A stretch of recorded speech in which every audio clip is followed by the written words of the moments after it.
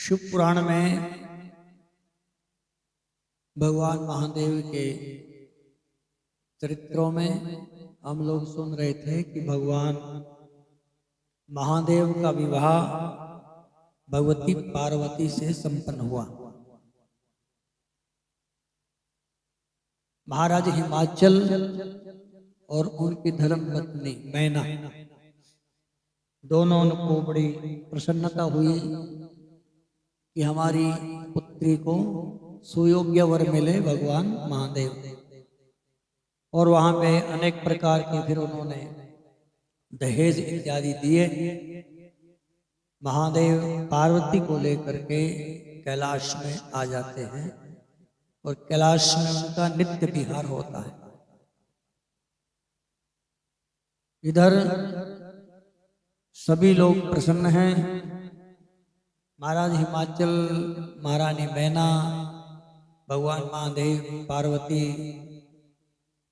बहुत प्रसन्न हुए। लेकिन देवताओं को परेशानी खड़ी हो गई। बोलो जय सिया राम। देवताओं के लिए परेशानी खड़ी होगी कि बहुत दिन हो गए विवाह हुए, लेकिन हमारा जो उद्देश्य तो अभी तक पूरा नहीं हुआ। जो देवता लोग हैं उनका उद्देश्य ये है कि भगवान महादेव और पार्वती से पुत्र प्रकट हो। और जो एक असुर था जिसका नाम था तारकासुर, तारकासुर का नाश वही कर सकता है जो भगवान महादेव के अंश से प्रकट होगा, उनका पुत्र। इसलिए विहार करते करते महादेव को बहुत सारा समय हो गया, लेकिन पुत्र नहीं हुआ। इसलिए देवता लोग परेशान हुए। तारकासुर ने अपने आप को मान लिया कि मैं ही भगवान हूं, मैं ही तारने वाला हूं, मेरी ही पूजा करो, मेरी प्रार्थना करो, जो मेरा स्मरण करेगा मैं उसको पार उतार दूंगा। तारक का मतलब होता है तारने वाला, पार उतारने वाला। पार तो भगवान ही उतारते हैं, तो भगवान का नाम उतारता है। लेकिन इसकी आसुरी वृत्ति थी, इसने नाम रखा इसका तारकासुर, तारने वाला। दूसरे अर्थों में कहें कि जो अनेक प्रकार की रूढ़ियां हैं हमारे समाज में पड़ गई हैं, जिनका शास्त्र से कोई लेना देना नहीं है, ऐसी ऐसी परंपराएं पड़ गई हैं, उन्हीं को ही तारकासुर माना गया। जैसे किसी ने कहा कि आप भाई ये भगवती माता के मंदिर में जा करके बकरे का सिर काट करके बकरे की बलि चढ़ा दो, आपके घर में बेटा हो जाएगा। ये क्या है? यही तारकासुर है। आप कहीं जा करके शराब चढ़ा दो माता के मंदिर में, आपका काम हो जाएगा। तो जो इस प्रकार की रूढ़िवादिता है और गलत परंपराएं हैं, इन्हों को ही तारकासुर बोला गया। और इस तारकासुर को कौन खत्म कर सकता है? जो भगवान का बेटा होगा, जिसके 6 सिर होंगे। जो स्कंद भगवान हैं, भगवान के पुत्र कार्तिकेय, उनके कितने मुख थे? 6 मुख का अर्थ है कि जिसको 6 शास्त्रों का ज्ञान है, वही तारकासुर का अंत कर सकता है। ये इसका आध्यात्मिक अर्थ है। तो तारकासुर के अत्याचार इतने बढ़ गए कि देवता लोग परेशान हो गए। तो देवताओं ने विचार किया कि अब क्या करना चाहिए। तो सारे देवता इकट्ठे होकर के फिर नारायण भगवान की शरण में जाते हैं कि प्रभु आप कुछ कीजिए। तो नारायण भगवान ने कहा कि भाई शंकर भगवान तो अपने विहार में लगे हुए हैं, उनके पुत्र होगा तभी काम बनेगा। तो देवता लोग जाकर के भगवान महादेव के दर पर बैठ जाते हैं और अनेक प्रकार से भगवान महादेव की स्तुति करते हैं। जब भगवान महादेव पार्वती के साथ होते हैं अपने एकांत में, उसी समय देवताओं का प्रवेश होता है। भगवान महादेव आते हैं और नारायण भगवान की कृपा से, महादेव की कृपा से फिर उनके घर में तारकासुर को मारने के लिए उनके पुत्र का जन्म होता है, जिसका नाम था षडवदन। षडवदन का मतलब 6 मुख वाले कार्तिकेय भगवान। तो फिर कार्तिकेय भगवान उनके घर में प्रकट हुए। जब कार्तिकेय भगवान प्रकट होते हैं, लंबी चौड़ी कथा वैसे शिव पुराण में इसकी बहुत लंबी कथा है कि कार्तिकेय का जन्म कैसे होता है। तो कार्तिकेय जब प्रकट हुए उसके बाद सारे देवी देवताओं ने भेंट स्वरूप कुछ ना कुछ दिया। देवता लोग वहां पे आए, भगवान महादेव के यहाँ पे कोई बेटा हुआ है तो बेटे को अनेक प्रकार के अस्त्र शस्त्र प्रदान किए उन्होंने। महाराज यम ने अपना दंड प्रदान किया, किसी ने गदा दी, किसी ने तलवार दी, शंकर भगवान ने त्रिशूल प्रदान किया, किसी ने सुंदर वस्त्र दिए, किसी ने माला दी, किसी ने चंदन और तिलक लगाया, किसी ने सुंदर खड़ावें दी भगवान को। इस प्रकार से किसी ने रथ दिया। भगवान कार्तिकेय को सेनापति के रूप में तैयार कर दिया। एक बहुत बड़ी सेना देवताओं की, और उन सेनापति के रूप में कार्तिकेय भगवान युद्ध करने के लिए तैयार होते हैं। और अनेक प्रकार से अस्त्र शस्त्रों के द्वारा तारकासुर के साथ भगवान कार्तिकेय का युद्ध होता है। और अंत में षडानन भगवान जो साक्षात शंकर भगवान का ही स्वरूप है, वो तारकासुर का वध कर देते हैं। देवता लोग बड़े प्रसन्न होते हैं, ऊपर से फूलों की वर्षा होती है। और कार्तिकेय भगवान का ये जो चरित्र है ये नारद जी को ब्रह्मा जी महाराज सुना रहे हैं। भगवान महादेव के दो पुत्र हैं, एक का नाम है कार्तिकेय और एक है गणेश। तो गणेश भगवान कैसे प्रकट हुए? गणेश भगवान के प्रकट होने की भी कथा शिव पुराण में जो आती है, एक बार पार्वती अपनी दो सखियों के साथ बैठी हुई थी। दो सखियों के नाम पुराण में लिखा, एक का नाम है जया, एक का नाम है विजया। जया और विजया नाम की दो सहेलियां थी भगवती की, वहां बैठी हुई थी। तो पार्वती से कहती हैं कि शंकर भगवान के बहुत सारे गण हैं, कोई नंदी है, कोई भृंगी है, कोई श्रृंगी है, कोई कुछ है, अनेक प्रकार के, लेकिन अपने पास तो कोई भी नहीं रहता, हमारा मन भी नहीं लगता है। तो भगवती पार्वती कहती है कि चलो कुछ ना कुछ व्यवस्था हो ही जाएगी। एक दिन की बात है कि भगवती पार्वती अपने स्नानागार में थी, स्नान करने के लिए गई हुई थी, और इतने में ही शंकर भगवान का प्रवेश हो गया। शंकर भगवान पहुंच गए वहां पे। तो शंकर भगवान को देख करके उनको बड़ी लज्जा आई। तो विचार किया कि हमारा भी कोई ना कोई पहरेदार, कोई गण होना चाहिए। तो एक दिन भगवती माता ऐसे बैठी हुई थी, उन्होंने अपनी शक्ति से एक सुंदर बालक प्रकट किया। लिखा है कि अपने शरीर से कुछ मैल उतारी, उसका पुतला बनाया और उसमें जान फूंक दी उसके अंदर। कोई कहते हैं कि गाय का गोबर था, गाय के गोबर को उन्होंने एक पुतला बनाया, उसमें जान फूंक दी और उसको अपनी शक्ति प्रदान की और कहा कि आज से तुम हमारे पुत्र हो और तुम्हारा नाम गणेश होगा। तो गणेश भगवान प्रकट हो गए, सभी शक्तियां माता ने उनको प्रदान की। तो भगवती माता कहती है कि हम अंदर होते हैं तो कोई भी व्यक्ति बिना आज्ञा के अंदर नहीं आना चाहिए। तुम मतलब पहरेदार बन करके खड़ो, कोई आए तो पहले हमसे पूछो कि भाई अंदर आ सकते हैं या नहीं। यदि हम हाँ बोले तो आ जाए और ना बोले तो ना आए। तो एक दिन की बात है कि भगवती पार्वती माता जब स्नान करने के लिए तैयार थी, गणेश भगवान बाहर खड़े हुए थे दरवाजे पे। तो इतने में महादेव आते हैं। तो महादेव को तो पता ही नहीं था कि ये कौन है बालक।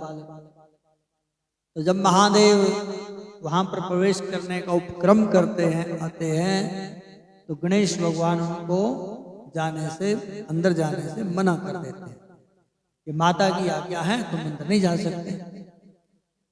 तो उन्होंने कहा कि तुम कौन हो हमको रोकने वाले? उन्होंने कहा कि हमारा नाम गणेश है और हम गौरी माता के पुत्र हैं। और शंकर भगवान ने विचार किया कि पुत्र कहाँ से प्रकट हो गया।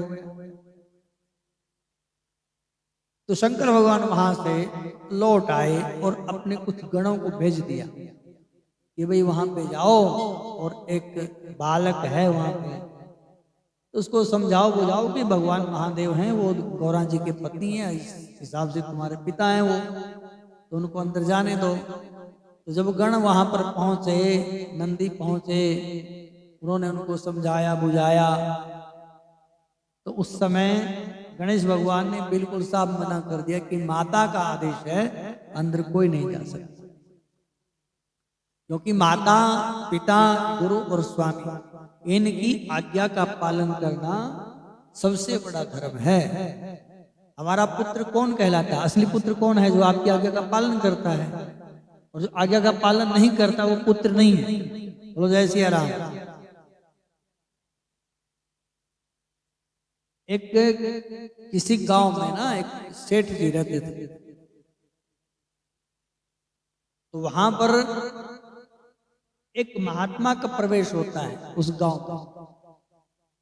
तो गांव में जब महात्मा आए, तो महात्मा ने जैसे कोई मिल गया आगे, चलते आगे सामने मिला, तो उन्होंने कहा कि भाई हमने आज रात्रि में विश्राम करना है, तो कोई अच्छा घर बता दो जिसमें हमारी रात्रि विश्राम हो जाए, संध्या वंदन पूजा पाठ हो जाए, एक समय का भोजन लेंगे तो सवेरे चल पड़ेंगे। तो उन्होंने कहा कि जी फलाने फलाने जगह जाओ, बाबा की उंगली पकड़ी और लेकर के सेठ के घर में छोड़ दिया कि ये आप यहाँ पे आप विश्राम कीजिए। तो महात्मा ने कहा सेठ जी से राम राम। तो सेठ जी से कहते हैं कि महाराज पहले जलपान इत्यादि सारा बैठे वहां पे, जलपान किया, बातचीत हुई। तो महात्मा पूछते हैं आपके कितने पुत्र हैं? जब सत्संग हो रहा था वहां पे, जैसे सत्संग होता है, महात्मा लोग बैठते हैं, तो 2 4 10 गली गुआंढ के और आदमी आकर के बैठ गए वहां। तो सेठ जी के थे 4 पुत्र। कितने थे? 4 बेटे थे। तो बातों बातों में ही महात्मा पूछने लगे कि आपके बेटे कितने हैं? अब उसने कहा कि हमारा तो एक बेटा है। बोलो जय सिया राम।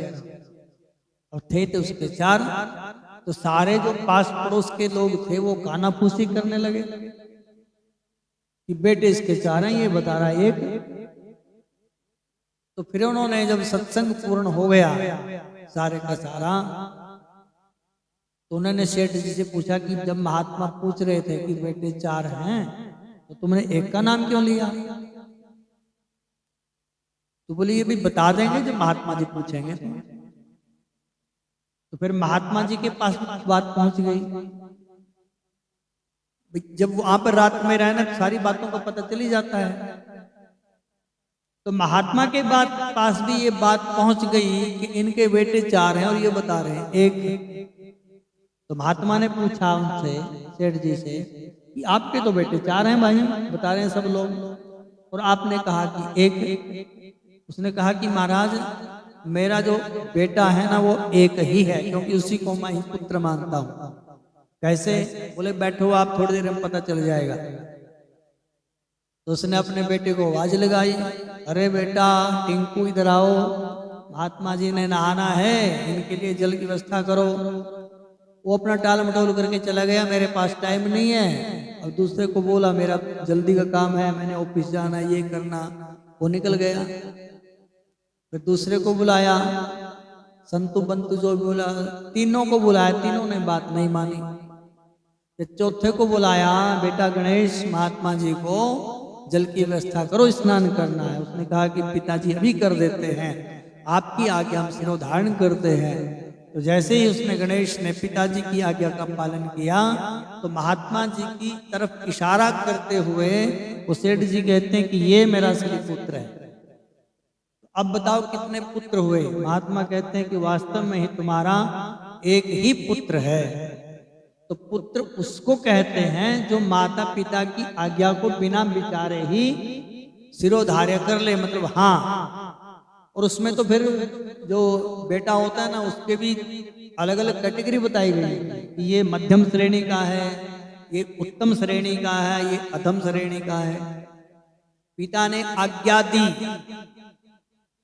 पिता ने या माता ने अपने पुत्र को आज्ञा दी कि ये काम करो, यदि वो उनके मन के अरूप मन की बात जान करके ही उस काम को कर लेता है, तो उसको पता है कि मेरे पिताजी को अब क्या चाहिए, जैसे सवेरे उठे तो उसको गर्म पानी चाहिए। जो मन माता और पिता के मन की बात को जान करके ही उनकी आज्ञा का पालन करता है, सेवा करता है, तो वो प्रथम पुत्र, उत्तम श्रेणी का पुत्र कहा गया। और जो माता पिता की आज्ञा करने के बाद, मतलब माता पिता के भाव को नहीं समझ पा रहा है, लेकिन चलो उनकी आज्ञा हुई तो उसको करता है, तो मध्यम श्रेणी का पुत्र है। और जो आज्ञा करने के बाद भी मतलब काम तो करे, जैसे आपने बोला कि बेटा पानी लेके आओ गिलास, मतलब पानी ले तो आया वो, लेकिन वो श्रद्धा से नहीं लेकर के आया है, बस उसको मतलब ऐसा लगा कि बोझ पड़ गया और आगे पानी रख दिया उसने, तो वो हो गया अधम श्रेणी का पुत्र। ठीक है, जो माता पिता की मन की बात को जान करके काम करे वो उत्तम श्रेणी का, नंबर 1 का। जो माता पिता की आज्ञा का पालन करे श्रद्धा से, वो दूसरे नंबर का। जो माता पिता की आज्ञा का पालन तो करे लेकिन श्रद्धा से ना करे, जबरदस्ती उसको करना पड़ रहा है, तो वो अधम श्रेणी का है। और जो आज्ञा का पालन ही ना करे, तो शास्त्र कहते हैं, महात्मा लोग कहते हैं, भागवत में भी आता है कि उसको तो पुत्र कहना ही पाप है। बोलो जय सिया राम। तो इसलिए सेठ जी उस महात्मा को कहते थे कि महाराज बोलने के तो 4 हैं, लेकिन असली तो एक ही है, यही मेरी बात मानता है, ये मेरी सेवा करता है। तो माता पिता की आज्ञा का पालन बिना विचारे करना चाहिए, जो जैसी आज्ञा मिली है। तो गणेश भगवान को आज्ञा ये हुई थी कि वही कोई भी पुरुष क्या कोई भी अंदर नहीं आएगा। तो गणेश भगवान अपना डंडा लेकर के वहां पे खड़े हो गए। शक्ति के रूप में भगवती माता ने उनको दंड प्रदान किया। और जब शक्ति ही शक्ति प्रदान करती है तो उसके आगे कौन टिक सकता है। तो शंकर भगवान के गण आए, उन्होंने समझाया बुझाया पहले, तो फिर वहां पे लड़ाई होगी उनकी आपस में।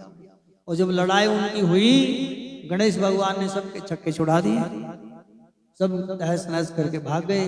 किसी की टांग टूट, किसी का सिर फूट, किसी का कपाल फूट, चले गए महादेव के पास। और शिव पुराण में आता है कि देवी देवता भी वहां पर प्रकट हो गए युद्ध करने के लिए, लेकिन अकेले गणेश भगवान ने सबको पराजित कर दिया। और जब ये सारा तमाशा देखा, सारी बातें सुनी महादेव ने, तो फिर महादेव को बहुत क्रोध आया। बोलो जय सिया राम। देखो महादेव को क्रोध नहीं आता है, वैसे लीला करते हैं भगवान, क्योंकि साधारण मनुष्य में और सिद्ध पुरुष में भेद होता है। हमको जब क्रोध आता है तो हमारे सारे का सारा शरीर विकृत हो जाता है, चाहे वो मन से लेकर के, बुद्धि से लेकर के, चित्त से लेकर के, सब शरीर विकृत हो जाता है हमारा। लेकिन भगवान को जब क्रोध आता है तो ऐसा नहीं होता। भगवान केवल लीला मात्र करते हैं वहां पे। तो भगवान ने क्रोध की लीला की, क्योंकि भगवान तो करुणा के अवतार हैं। कर्पूर गौरम करुणावतार संसार सारम भुजगेंद्रहारम सदा वसंतम हृदयारविंदे भवम भवानी सहितम नमामि। हे महादेव, आप कपूर के समान गौरवर्ण हैं और करुणा के अवतार हैं। तो करुणा के अवतार होते हुए भगवान महादेव को क्रोध कहां से आएगा, तो छू भी नहीं सकता है। लेकिन भगवान यहाँ पे लीला करते हैं और भगवान ने अपना जो त्रिशूल था अमोघ वो उठाया और सीधे ही गणेश भगवान का सिर उड़ा दिया। बोलो जय सिया राम। गणेश भगवान का सिर कट गया, एकदम चिंगाड़ जैसी मारी। भगवती पार्वती अंदर से निकल करके आती, देखा कि हमारे पुत्र का वध कर दिया है। और भगवती चंडी ने अपना फिर स्वरूप प्रकट किया। इतने भयंकर स्वरूप में भगवती माता वहां पे प्रकट हुई थी कि ऐसा लगता था कि सारे पूरे के पूरे ब्रह्मांड को माता खा जाएगी। इतना रौद्र रूप देख करके सारे देवी देवताओं ने हाथ जोड़ करके माता की स्तुति की कि हे माँ, हमें क्षमा करो। तो कहते हैं एक ही बात पर क्षमा हो सकते हैं, यदि हमारा पुत्र जीवित हो तो। अब बेटे को जिंदा कैसे करें? सारे देवी देवताओं ने विचार किया क्या करना चाहिए, तो महादेव के चरणों में फिर प्रणाम किया। भगवान ने कहा कि उत्तर दिशा की ओर जाओ, कोई भी पशु मिले उसका सिर लेकर के आओ और इसके सिर को जोड़ देंगे। बोलो जय सिया राम। तो यहाँ पे प्रश्न ये उठता है कि गणेश भगवान का जो सिर कट के गिरा वो कहाँ गया होगा? तो जब भगवान ने मारा हुआ त्रिशूल तो वो कहाँ गया? तो वैसे तो इसमें पुराण में कहीं लिखा नहीं है, लेकिन संत लोग कहते हैं कि भगवान का जो त्रिशूल था इतनी वेग से चला था वो कि त्रिशूल के समेत ही वो जो गणेश भगवान का सिर था वो लंका में जाकर के गिर गया और लंका भगवान ने दान कर दी थी। और जो चीज दान की जाती है वहां की किसी भी वस्तु पे किसी उसका अधिकार नहीं होता है। इसलिए संत कहते हैं कि गणेश का सिर लंका में जाकर के गिरा था तो भगवान महादेव ने उसको नहीं लिया। फिर एक हाथी का बच्चा था कोई, उसका सिर काट करके और गणेश की धड़ से जोड़ा गया था और फिर इस प्रकार से गणेश भगवान को महादेव ने जीवित कर दिया। देवताओं ने पुष्प वृष्टि की और वहां पर गणपति भगवान को प्रथम पूज्य होने का वरदान मिला। आप लोग कोई भी काम करते हैं ना तो गणेश भगवान की पूजा करते हैं पहले। तो गणेश भगवान की पूजा क्यों करते हैं? कि वहां पे वरदान मिला उनको कि कोई भी सत्कर्म करेंगे, शुभ कर्म करेंगे, धार्मिक कार्य करेंगे तो उसमें गणेश भगवान जी की प्रथम पूजा की जाएगी और सारे के सारे विघ्नों का नाश होगा। और जहां पर गणेश भगवान की पूजा नहीं होगी अनेक प्रकार के विघ्न उत्पन्न हो जाएंगे। तो प्रथम पूज्य होने का गणपति भगवान को वहां पे आशीर्वाद और वरदान मिला है और देवताओं ने पुष्प वृष्टि की है।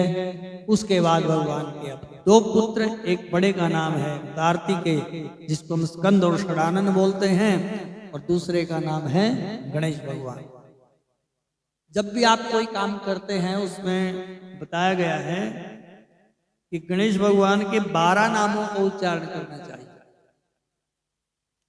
12 नाम है भगवान के मुख्य गणपति जी के। उसमें आता है सुमुखश्च कदंतश्च कपिलो गजकर्णकः लंबोदृश्च विक्तो विघ्ननाशो विनायकः धूम्रकेतुर्गणाध्यक्षो भालचंद्रो गजाननः द्वादश एतानि नामानि ये पठेत् शृणुयादपि विद्यारंभे विवाहे च प्रवेशे निर्गमे तथा संग्रामे संकटे चैव विघ्नस्तस्य न जायते। इन 12 नामों का जो उच्चारण करता है, संग्राम में किसी प्रकार का युद्ध हो तो 12 नामों का उच्चारण करके चलना चाहिए। संकट हो 12 नामों का उच्चारण करे। गृह प्रवेश करना हो इन भगवान गणपति के 12 नामों का उच्चारण करना चाहिए। यात्रा प्रारंभ करनी हो, आपने कहीं पर भी बाहर जाना है तो इन 12 नामों का उच्चारण करना चाहिए। सबसे पहला नाम है सुमुख। सुमुख का अर्थ है जिसका मुख सुंदर हो।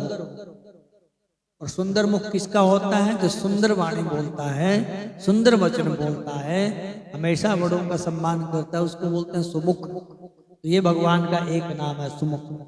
दूसरा नाम है एक दंत। भगवान के जो 2 दांत है ना, इसकी भी 2 कथाएं आती हैं।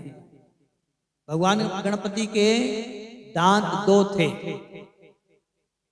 तो कहते हैं एक बार परशुराम के साथ इनका युद्ध हो गया तो परशुराम के कुल्हाड़े के प्रहार से इनका एक दांत कट गया था, इसलिए एक दंत कहने लगे। सुमुखश्च एक दंतश्च। कपिल बोलते हैं, वैसे तो बंदर को बोला गया कपिल, लेकिन यहाँ पर रंग और रूप के उसमें भी बंदर जैसा भूरा रंग जिसका होता है। गजकर्ण कहा, गजकर्ण का अर्थ है हाथी जैसे जिसके कान हैं। बोलो जय सिया राम। हाथी कान कितने बड़े होते हैं? बोलो जय सिया राम। हाथ करके बताओ, इतना बड़ा तो होता होगा हाथी कान। हाथी का कान बड़ा होने का अर्थ है कि ज्यादा सुनो, हैं? ज्यादा सुनना चाहिए। गणेश भगवान का एक गुण है कि उनको बोला गया गज कर्ण कहा, उनके हाथी जैसे कान है, ज्यादा से ज्यादा दूसरों की अच्छी अच्छी बातें सुननी चाहिए। लंबोदर एक नाम है भगवान का, लंबोदर। लंबोदर बोलते हैं, उदर बोलते हैं पेट को, और लंबा मैंने इसका बड़ा पेट है, बड़ा पेट वाला। अब बड़ा पेट वाले का अर्थ यहाँ पर ये नहीं है जो बहुत ज्यादा खाता है उसका बड़ा पेट है, जो सारी की सारी बातों को हजम कर जाता है। किसी ने अच्छा बोला वो भी ठीक, किसी ने बुरा बोला वो भी ठीक, जिसका ऐसा स्वभाव हो जाता है उसको बोल गया लंबोदर। सुमुखश्च कपिलो का लंबोदृश्च विकटो, विकट का मतलब बड़े भयंकर स्वरूप, बड़ा स्वरूप है। कपिलो का लंबोदृश्च विकटो, विघ्न नाश, सब प्रकार के विघ्नों को दूर करने वाला, जिसका नाम है विघ्न नाशो विनायक। भगवान का एक नाम है विनायक। तो ये इस प्रकार से जो भगवान के 12 नाम हैं, जो इन 12 नामों का उच्चारण कर देता है, उनके घर में, परिवार में, गृह प्रवेश में, यात्रा में किसी प्रकार का कोई विघ्न नहीं आता है। बोलो गणपति भगवान की जय। तो भगवान के 2 बेटे हो गए। फिर इनकी शादी की बात आती है, तो वो तो हमने सुनी थी कथा, आए थे सब लोग। जब गणेश भगवान की और कार्तिकेय महाराज का विवाह का प्रसंग था, तो कार्तिकेय कहते हैं कि मेरा पहले ब्याह करो, मैं बड़ा हूं। शास्त्रीय पद्धति तो यही है कि बड़े का होना चाहिए, लेकिन गणेश ने कहा कि मेरा विवाह पहले करो। तो फिर भगवान एक शर्त रख देते हैं कि जो पृथ्वी की परिक्रमा करके पहले आएगा उसका विवाह होगा। कार्तिकेय अपने मयूर के ऊपर, मोर के ऊपर बैठ करके यात्रा के लिए निकल जाते हैं, और गणेश भगवान अपने माता पिता को चौकी पर बैठा करके उनकी पूजा करते हैं, उनकी परिक्रमा कर लेते हैं। और माता पिता की परिक्रमा करने से, पूजा करने से सब तीर्थों का फल मिल जाता है, और पूरी पृथ्वी का परिक्रमण करने का फल मिल जाता है। तो गणेश भगवान का इस शर्त पे भगवान महादेव विवाह कर देते हैं।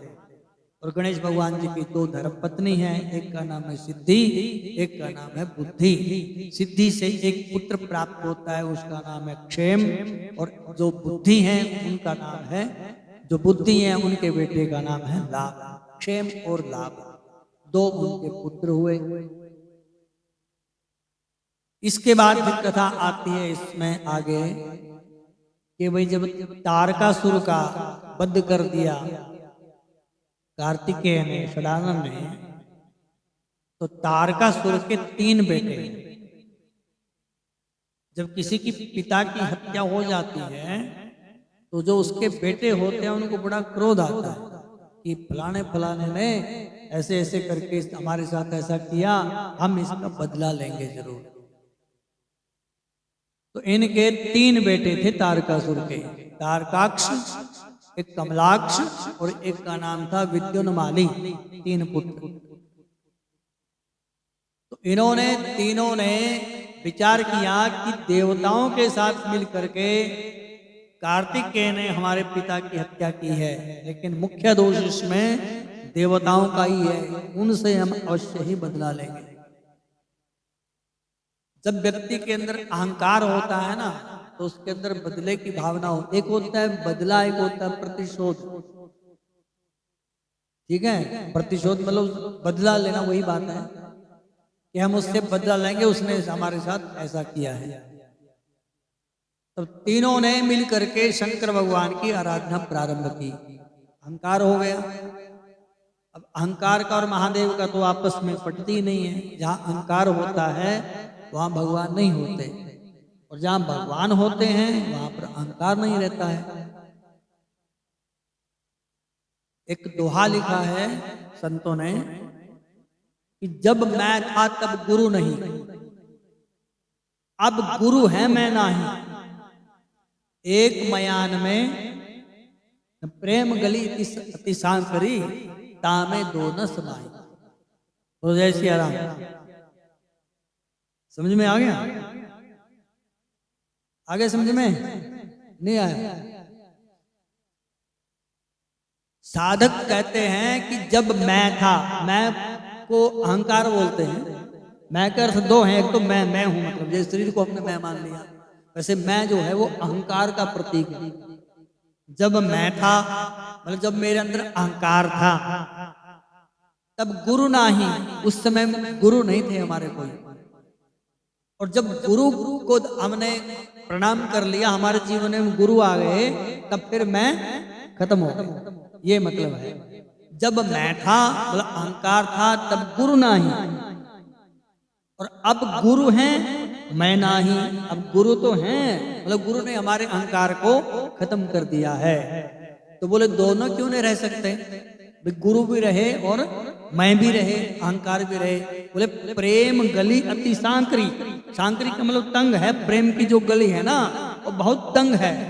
तामे दोनों समाई, उसमें एक ही जा सकता है भाई, या तो गुरु रहेगा या अहंकार रहेगा। ठीक है, तो महादेव यानी भगवान, भगवान और अहंकार का तो जन्म जन्म का बैर है। भगवान जब रासलीला करते हैं ना भागवत में, जब रासलीला करते करते गोपियों का इतना अहंकार बढ़ जाता है कि ओ अब तो भगवान हमारे एकदम कंट्रोल वश में है, हम जो बोलते हैं वही करते हैं। कोई गोपी कहती है भगवान को कि कन्हैया हमारी टांगों में दर्द होने लग गया, थोड़ा इसको दबाओ। तो भगवान तो प्रेम के वश होते हैं, उस समय तो नहीं समझ पाते। तो भगवान ने कहा कि चलो दबा देते हैं, तो भगवान उनके चरण दबाने लग जाते हैं। तो गोपियां कहते हैं कि हमारे वस्त्र इधर उधर हो गए हैं, इसमें थोड़ी ठीक कर दो, तो भगवान ठीक ठाक कर देते हैं। जब गोपियों को लगा कि अब भगवान हमारे पूर्ण रूप से वश में हो गए हैं, तो भगवान ने विचार किया कि ओहो ये तो काम गड़बड़ है, इनका तो दिमाग खराब हो गया, इनमें तो अहंकार बढ़ गया। और जैसे ही ऐसा उनके मन में अहंकार की उत्पत्ति हुई, उसी समय भगवान वहां से गायब हो जाते हैं। सुनिए ना कथा, कथा सुनिए गोपियों की। अरे गोपी हैं, बीच में भगवान खड़े हैं और हाथों में सबके डाल रखे हैं भगवान, जितने गोपी हैं उतने भगवान प्रकट हो गए। ये आपस में हाथ पकड़ करके नहीं खड़े होते हैं 8-10 लोग, क्या बोलते हैं उसको, हाथों में हाथ डाल करके घेरा नहीं बना लेते हैं। तो ऐसे ही भगवान, एक गोपी फिर भगवान, एक गोपी फिर भगवान, सबको ऐसे दिख रहे हैं। बोलो जय सिया राम। सबको ऐसे दिख रहे थे, लेकिन जब गोपियों ने भगवान के साथ ऐसे ऐसे काम करवाने शुरू किए, तो भगवान ने सोचा कि ओह इनके अंदर तो अहंकार हो गया है, और भगवान वहां से एकदम अंतर्धान हो गए, गायब हो गए। अब गोपियां देखे खड़ी खड़ी, अब कहाँ चले गए? तो अहंकार जहां होता है भगवान नहीं रहते हैं। और अहंकार व्यक्ति का कब खत्म होता है? जब वो रोता है। बोलो जय सिया राम। जब आदमी रोता है तो समझ लो उसका अहंकार खत्म हो गया। तो फिर गोपियां रोती हैं, फिर भगवान के गीत गाती हैं, वहां पे गोपी गीत के नाम से बोला गया है। तो जब रोते रोते गोपियों का अहंकार खत्म होता है, तो फिर भगवान उनके बीच में दोबारा से प्रकट हो जाते हैं। बोलो जय सिया राम। तो जहां पर अहंकार होता है भगवान वहां नहीं रहते। तो ये जो तीनों थे बड़े अहंकारी। तो इन्होंने उस समय गुरु दक्षिणा लेकर के गुरु दीक्षा ली, और उसके बाद अपना शंकर भगवान की राह प्रारंभ कर दी। भगवान प्रसन्न हुए। भगवान प्रसन्न हुए तो तीनों ने कहा कि प्रभु आप हमारे ऊपर कृपा करो। बोले भगवान हम तुम्हारी तपस्या से प्रसन्न हैं, बोलो क्या चाहिए? तो उन्होंने कहा कि हमारे लिए 3 घर बना दो बढ़िया बढ़िया। तो भगवान ने उन तीनों के लिए 3 घर बनाए। एक का बनाया सोने का, एक का बनाया चांदी का, और एक का बनाया लोहे का। पुर बोला गया इनको। क्या बोला? पुर। नगर को बोलते हैं पुर। ऐसा हमारे लिए घर बना दो, नगर बना दो। ऐसे भगवान ने नगर बना दिया उनके लिए, और सब प्रकार की सुख सुविधाएं उसमें जोड़ दी। जब हमारी इंद्रियां हमारे कंट्रोल से बाहर हो जाती हैं, आप कितना भी प्रयास करो, बड़े बड़े साधक जो होते हैं उनके साथ भी ऐसा हो जाता है। जब भगवान व्यास जी महाभारत लिख रहे थे और महाभारत पढ़ा रहे थे वैशंपायन को, जयमिनी ऋषि को, उनके एक चेले हैं जयमिनी, तो जयमिनी को पढ़ा रहे थे महाभारत। तो महाभारत का एक चैप्टर है गीता, जिसको हम गीता बोलते हैं। तो गीता में कई प्रकार के विषयों का निरूपण हुआ है। उसमें एक जगह आया है, एक श्लोक लिख रहे थे, श्लोक पढ़ा रहे थे, जो वो पढ़ रहे थे उसमें पे यत्तो अपी कौन्तेय, और भगवान अर्जुन को बताते हैं जब यत्तो अपी ही कौन्तेय पुरुषस्याः विपश्चिता इंद्रियाणि प्रमाथीनि हरन्ति प्रसभम मनः। हे अर्जुन, बहुत यत्न करने पे भी बड़े बड़े जो ज्ञानी महात्मा लोग होते हैं उनका मन भी खराब हो जाता है। इंद्रियां इतनी बलवान होती हैं कि वश में नहीं आती।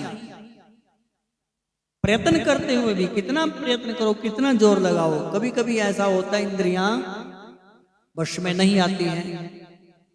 तो जब जैमिनी ऋषि इस श्लोक को पढ़ने लगे, यत्तो हपि ही कौन्तेय, हे कौन्तेय, हे अर्जुन, पुरुषस्यः विपश्चिताः, ये जो पुरुष है ये यत्न करते हुए भी अपने इंद्रियों को कंट्रोल नहीं कर सकता है, क्योंकि ये इनका स्वभाव बड़ा प्रमथन है।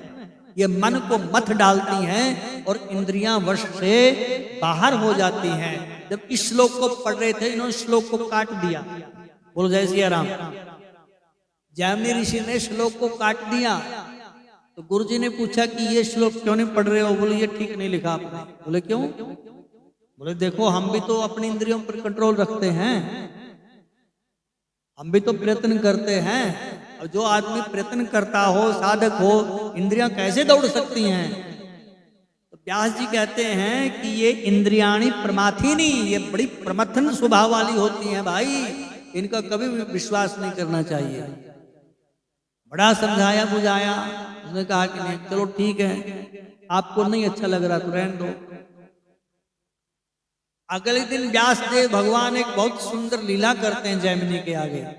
जब जैमिनी अपनी कुटिया में होते हैं, एक युवती आती है बाहर से, जैसे बारिश नहीं हो रही है, बारिश पड़ रही थी, युवती आई, कपड़े सारे भीग चुके उसके, तो वो बोलती है महात्मा को, दूर से देखा कि महात्मा जी मेरे कपड़े गीले हो गए हैं, कुटिया में आ जाऊं? महात्मा ने कहा कि चलो आ जाओ, बारिश हो रही है भाई, आ जाओ। कुटिया में आ गई।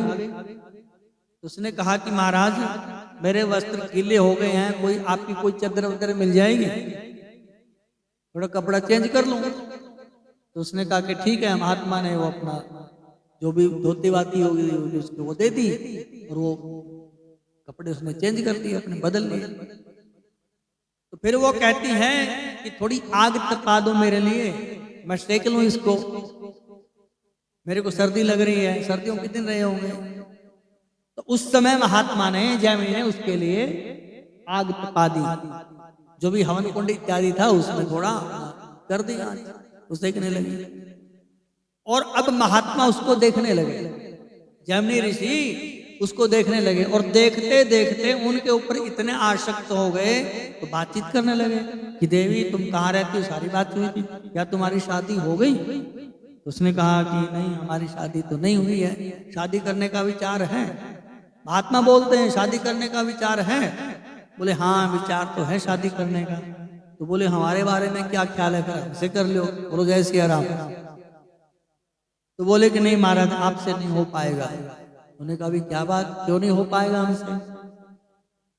हमारे पिताजी ने एक शर्त रखी है, यहाँ से 2 किलोमीटर की दूरी पर ना एक भगवती माता का मंदिर है, उस माता के मंदिर तक जो मेरे को अपनी पीठ पर बैठा करके ले जाएगा, मेरे पिताजी वहीं मिलेंगे, उसी के साथ रिश्ता करेंगे। तो महात्मा थे थोड़े ठीक ठाक थे। महात्मा ने कहा कि देवी कोई बात नहीं, ये तो काम हम भी कर लेंगे। तो महात्मा ने उस युवती को अपनी पीठ के ऊपर बैठा लिया जी और ले गए उस मंदिर में, जहां पर साक्षात भगवान व्यासदेव बैठे हुए थे। तो व्यासदेव ने जब जैमिनी को देखा कि युवती को अपनी पीठ के ऊपर बैठा करके ला रहा है, तो व्यासदेव को देखते ही जैमिनी महाराज का शरीर का पानी पानी हो गया, और उसकी जो चेतना थी अब लौटी कि मैंने बहुत बड़ा गलत काम कर दिया है, गुरु जी के चरणों में दंडवत प्रणाम किया।